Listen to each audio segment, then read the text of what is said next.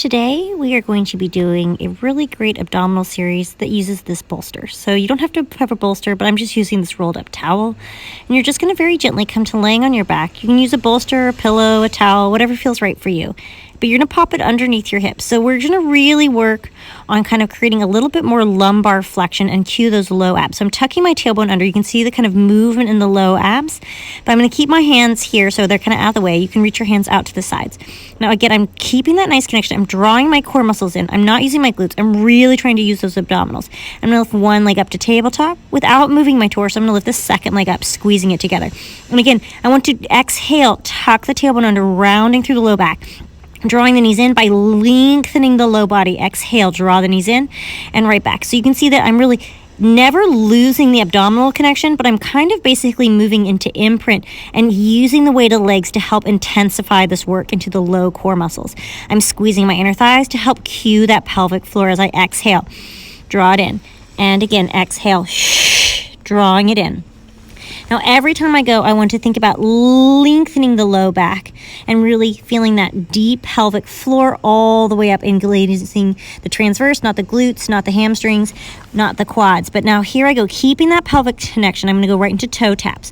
One leg at a time reaches down as the other leg stays nice and stable.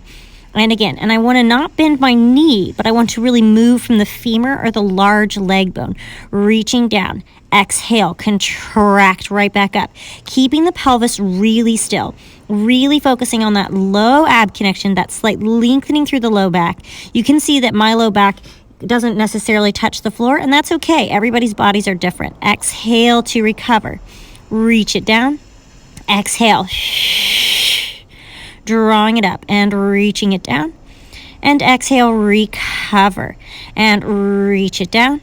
And exhale, really finding that stability.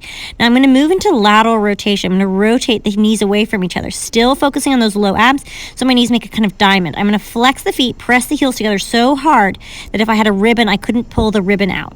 So I'm squeezing those heels, activating the inner thighs, really working those low abdominal muscles, pressing in, activating the pelvic floor, activating that lengthening and that curving in the low back. So I'm going to exhale just like the first side. Tuck the tailbone under, drawing the knees in towards my chest by lengthening the low back. Exhale for 2. Drawing it in. Exhale for 3. Really focusing on those low abs. Really focusing on that deep core. 4. And again, exhale 5. Still really finding that nice strong engagement. 6. Pressing those heels together, activating all the way down the backs of the legs. And 7. And exhale 8. Really deep connection. Last 2. And last one, we're going to draw it in and we're going to squeeze those heels. We're going to hold it, tuck that tailbone under. And now, keeping that nice strong connection through the abs, I'm going to point my toes, slightly separating legs, but still keeping the diamond shape and the pelvic placement. Now, again, from the femur, not from the knee, I'm going to reach the leg down, focusing on that inner thigh. Exhale, lift right back up. And again, for 2. And exhale, recover. Still feeling that inner thigh connection. And 3, trying to keep my upper body as relaxed as possible. And 4, really stabilizing those low abs. And 5, keep on going.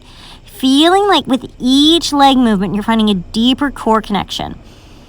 And exhale. So the pelvis is really focusing on staying still. Exhaling. Reaching it down. Really feeling those inner thighs to help assist on the lift.